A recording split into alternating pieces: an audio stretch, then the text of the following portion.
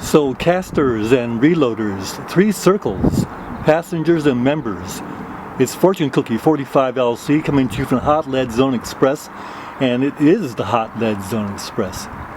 We're casting Lee 500 grain 45 caliber bullets that can be used for the 4570 or our 458 Win Mag. These are gas check designs, can be used for black powder or smokeless. And look at this. Look how nice those are. We're in the sweet spot. So the idea of getting in the sweet spot is getting good castings, but then the challenge is staying in the sweet spot for as long as possible. Here are some procedures to help us stay in the sweet spot longer, and perhaps for the whole session. So one of the things that really help us is to control the temperature. Now that can be done with a PID, but it can also be done by reading your sprues.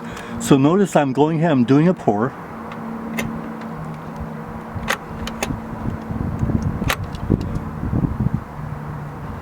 Now the sprue hardens in 3 or 4 seconds.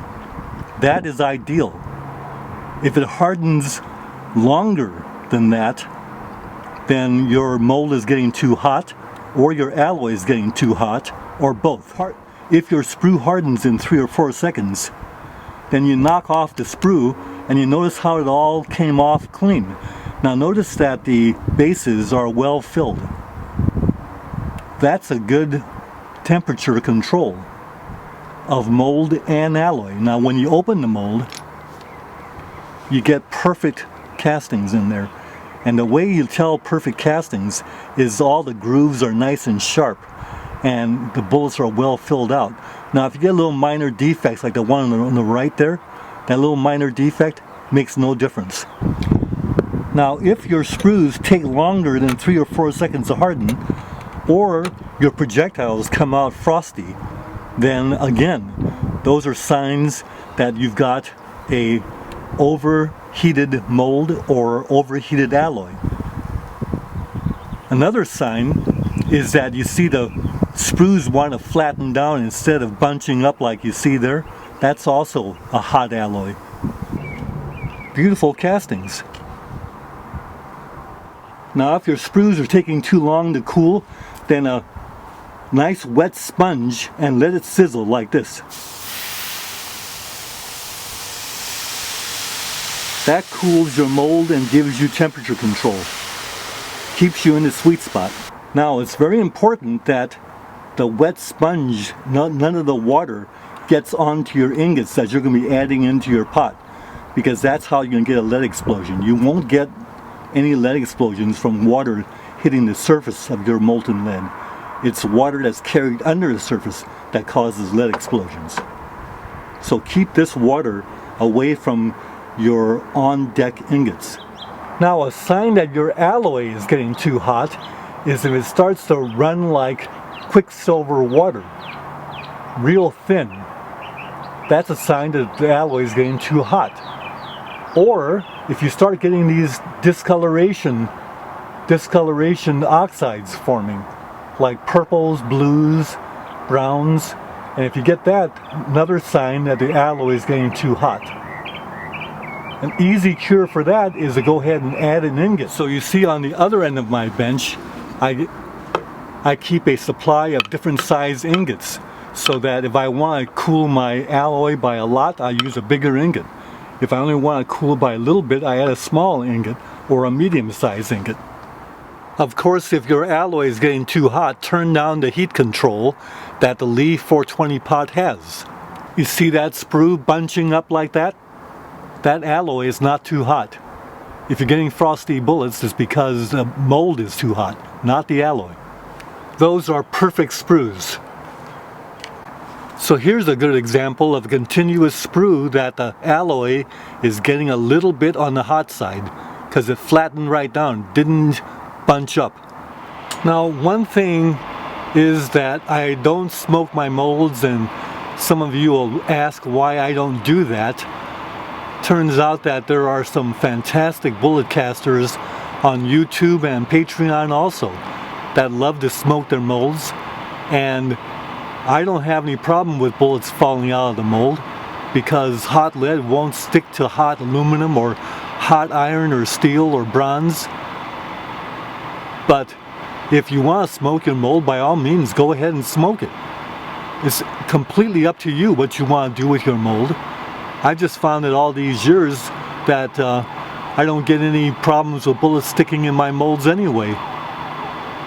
And if it's because of some kind of burr or something, then smoking won't help that either.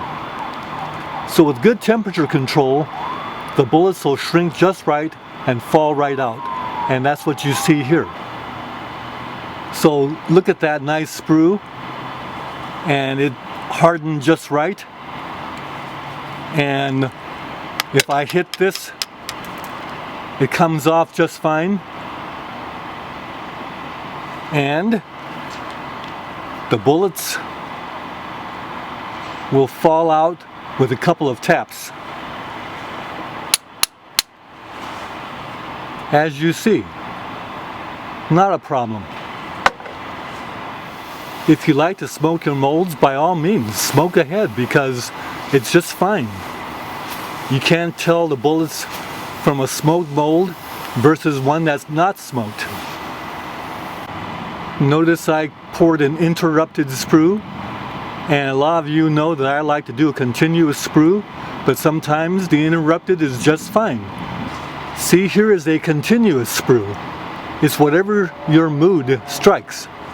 So I don't know if you can see the difference or not, but the two on the left are frosty from the mold being a little bit on the hot side and the alloy being a little bit on the hot side. And then the two on the right are after we controlled the temperature by using the wet sponge and by adding ingots to get the alloy and mold in a better range for getting shiny bullets. But all four of these will just shoot fine. No problem with any of these. The important thing is that they're filled out and there's detail in the grooves and no defections or imperfections. The important thing is we're getting beautiful castings. Look at that. These are the shiny ones that you like. Well, there it is, one afternoon of casting, and pretty much in a sweet spot the whole time. Give you a close-up of those. A lot of good ones in there. Not too many bad ones. Well, you might ask, why do I need so many of these? Well, by the time I do load development, it's going to use up a lot of those. And I'm going to send some to Nick Ross and all this kind of thing. So before you know it, you can... Well, not bad production for 3.5 hours of work. So amazingly, these weigh 500 grains right on the button. And once again, you see the nice castings here, the standard finish, and then a couple of them that have a little frosty, but you'll see that the frosty doesn't really cause any problem at all. The frostiness is caused by the grain structure of the lead as it was cooling from a much hotter point than this one. And notice the difference between the 500 grain Lee bullet on the right and the 450 grain Lee bullet on the left.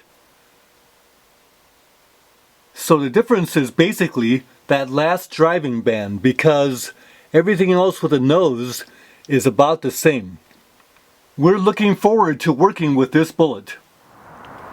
You can use these up pretty quick. Bye for now.